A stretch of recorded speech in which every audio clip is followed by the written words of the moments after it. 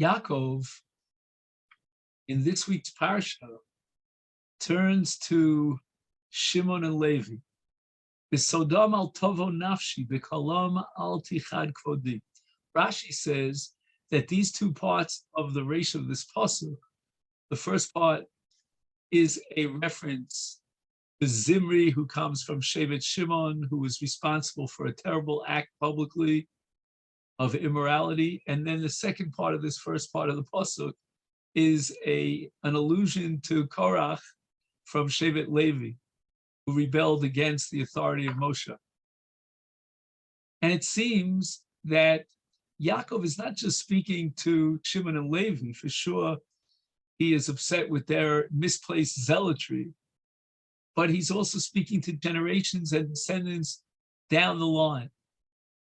We find something similar with regard to Yehuda, who is given Malchus here in the blessings of Yaakov. And Rameir Simcha Midvinsk says that this is a reference to Nachshon ben Aminadav, or perhaps to the battle against Amalek in Sefer in Shmuel, about Shol and Nifur.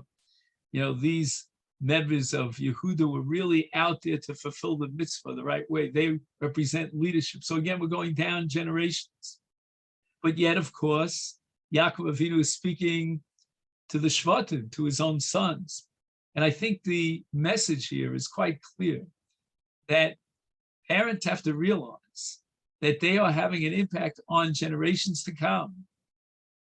And that which expresses and manifests itself later on down the line is really inherent in the parents.